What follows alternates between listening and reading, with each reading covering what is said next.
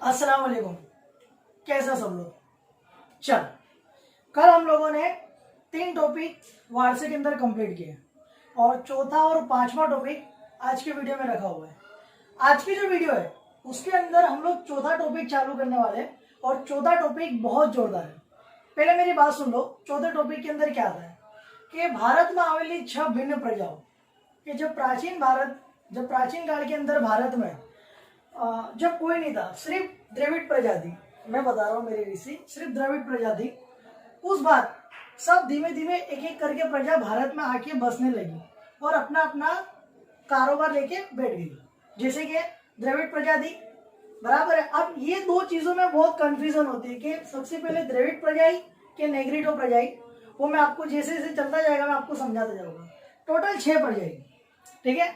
Negrito प्रजा, ऑस्ट्रोलाइट प्रजा, द्रविड़ प्रजा, मंगोलाइट प्रजा और ये 3 प्रजा एक साथ है, अल्पाइन, डिनारिक और हार्मोनोइट, और लास्ट है आर्यो प्रजा।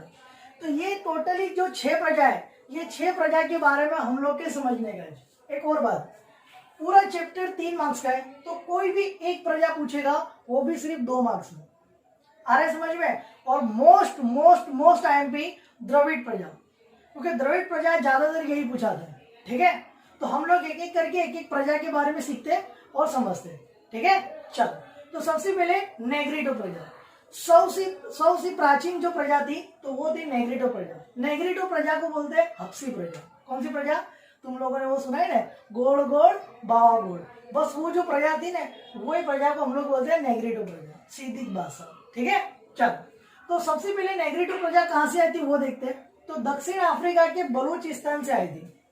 दक्षिण अफ्रीका के बलूचिस्तान के रास्ते से होके नेग्रिटो प्रजा भारत में आई थी, ठीक है। अब ये लोग दिखते कैसे थे? तो उनका रंग था श्याम, 4 से 5 फुट की हाइट थी उनकी। उनके जो बाल थे वो वाकड़िया बाल थे। आगे समझ में। तो ये थी तुम्हारी नेग्रिटो प्रजा, क्लियर। चल, उसके बाद जो जो प्रजा है उसका नाम था ऑस्ट्रोलाइट प्रजा। ऑस्ट्रोलाइट प्रजा को निषाद बोलते थे। जिसी तरह हम लोग नेग्रिटो को हप्सी बोल रहे हैं, उसी तरह आर्यो लोग बोलते थे। वो भी आपको समझ में आ जाएगा। तो सबसे पहले ये प्रजा कहाँ से आई? तो ये प्रजा अग्नि एशिया में से आई थी। कहाँ से आई थी? अग्नि एशिया में से, ठीक है। आर्यो तेमने शू कहता था? निषाद कहता था। शू कहता था? निषाद। चलो, अब ये प्रजा कैसी दिखती थी?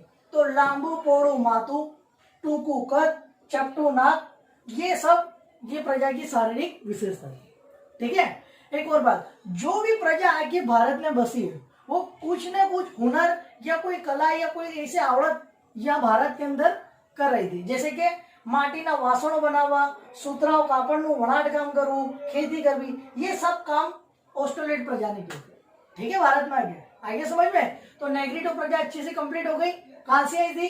दक्षिण अफ्रीका। कौन सा रास्ता? बलूचिस्तान। अच्छा, ये लोग का रंग कैसा था? श्याम, 4 से 5 फुट और वाकड़िया वाल। चलो, ऑस्ट्रोलाइट प्रजा। तो ऑस्ट्रोलाइट प्रजा कहां से आई थी? अग्नि एशिया में से। आर्यों को क्या बोलते थे? निषाद। ओके, इनकी शारीरिक विशेषता क्या थी? लांबू पोड़ू माथू, टूकू कद, चपटू नाक और शारीरिक विशेषता थी। खेती, सूत्राओ कापड़, वनाट काम, ये सब इनके अंदर कला थी, ठीक है। मोस्ट आईएमपी द्रविड़ प्रजा, ठीक है। ध्यान देना सब लोग, ये बहुत जोरदार है और बहुत अच्छी है। तो द्रविड़ प्रजा वो भारत के अंदर पहले से ही थी, बराबर, वो कहीं से नहीं आई थी, ठीक है। चलो, मोहेंजोदड़ो संस्कृति ना सर्जक था। सर ये मोहेंजोदड़ो क्या है? चैप्टर नंबर 3 जो तुम्हारा स्टार्ट होगा तब तुम्हारे को पूरा उसके अंदर डिटेल में लिखा हुआ है। अभी एक लाइन में बता देता हूँ। मोहेंजोदड़ो जो है वो एक मतलब एक विशेष मतलब एक जात का मतलब खोदकाम करने से जो जगह पे पूरा नगर टाइप जो निकला हुआ है तो वो एक मोहेंजोदड़ो है लोथल के अंदर। अब ऋतिक रोशन का इसके ऊपर पिक्चर भी बना हुआ है, जहाँ अलग अलग रास्ते, राजा का मकान, गटर व्यवस्था, जाहिर स्थाना गुरु, ये सारी चीजों के बारे में मतलब वो जो खोदकाम करा तो वहां से वो पूरा नगर निकला है। तो वो नगर का नाम था मोहेंजोदड़ो। तो वो जो उसके अंदर संस्कृति है वो सब द्रविड़ लोगों की, तो इसके लिए इसको बोलते हैं मोहेंजोदड़ो संस्कृति ना सर्जक पद, ठीक है। एक और बात, इसके बारे में पूरा डिटेल में 3रे चैप्टर में दिया हुआ है, ध्यान देना। तो चलो, पाषाण युग में संस्कृति ना सीधा वारसदार था। सर पाषाण युग मतलब क्या? पत्थरों का युग। कौन सा युग? पत्थरों का। चलो, तो वो मातृमूलक प्रथा अपनाता था। आज सिंपल है कि आज हमारे नाम के पीछे किसका नाम लगता है? फादर का नाम। तुम्हारे नाम के पीछे किसका नाम लगता है? फादर का नाम। लेकिन ये प्रजा वो थी जो लोग अपने नाम के पीछे इनकी मम्मी का नाम लगा दे। एक बार तुम खाली इमेज करके देखो, तुम्हारी सरनेम, फिर तुम्हारा नाम और फिर तुम्हारी मम्मी का नाम, तो वो जो प्रथा अपनाते ले उसको हम लोग बोलते हैं मातृमूलक प्रथा। ठीक है, जो कौन लोग अपनाते थे? द्रविड़ प्रजा। चलो, ये लोग प्रकृति पूजा करते थे, धूप दीप पशुओं की, ये सारे लोग क्या करते थे? पूजा करते थे। अच्छा, ये लोगों के अंदर कौन सी कला थी? तो ये लोग कातवू, मड़वू, रंगू, तरापा, ये सब जात की कौशल्य की सुविधा, और ये लोग के पास अलग अलग जात की कला थी। अच्छा, आज ये दक्षिण के अंदर जो तमिल है, तेलुगु है, कन्नड़ है, मलयालम भाषा, वो सब द्रविड़ प्रजा के अंदर से ही है। आगे समझ में? तो तुम लोगों को क्या करना है, ये सब 2-2 मार्क्स में पूछाने वाला है, तो तुम 4 या 5 मुद्दे भी लिखोगे तो तुम्हारे को अच्छे से आ जाएगा। समझ पड़ी?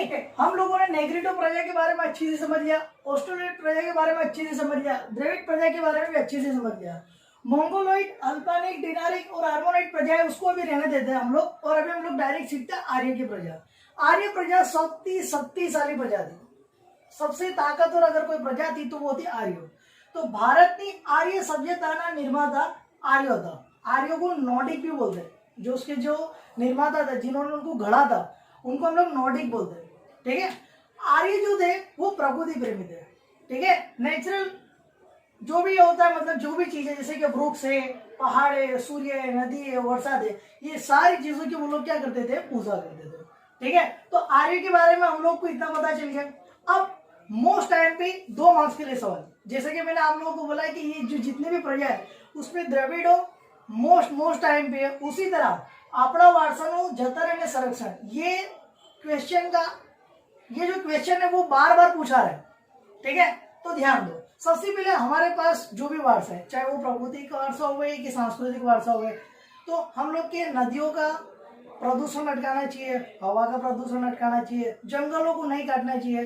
तो ये सब जो है वो प्राकृतिक वारसे के मतलब उनका जतन हुआ। सांस्कृतिक वारसे की बात करूँ तो जो भी हमारी जाहिर मिल्कियत है, जो भी हमारी प्रॉपर्टी है, जो भी गवर्नमेंट प्रॉपर्टी है, जो भी हमारे मतलब हमारे को जो सांस्कृतिक वारसा मिला है, उन सारी चीजों को नुकसान होने से हमारे बचाना होगा।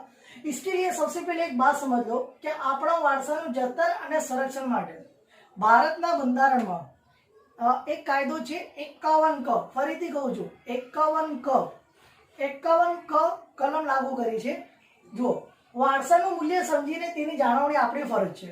दूसरा, જંગલો, તળાવો, નદી, વન્યજીવ, કુદરતી પર્યાવરણના જતન આપણે કરવું જોઈએ। ઠીક છે, સર્વ જીવો પ્રત્યે અનુકંપા એટલે કે દયા રાખવી જોઈએ। ठीक है, जाहिर मिलकत નું શું કરવું જોઈએ? રક્ષણ કરવું જોઈએ। ठीक है, હિંસાનો ત્યાગ કરવો જોઈએ। तो ये जो सारे पॉइंट है ये अपना वारसाનું જતન અને સંરક્ષણ માટે છે। तो ये भी एक 2 मार्क्स का आ सकता है। ठीक है, अब आप लोगों को क्या करना है, जिसका जो भी चैप्टर का जो स्वाध्याय है वो स्वाध्याय आपको पूरा लिखना रहेगा। ठीक है, और आप लोग पूरा स्वाध्याय लिख के मेरे को व्हाट्सएप पे फोटो क्लिक करके भेज देना कि सर हमारा स्वाध्याय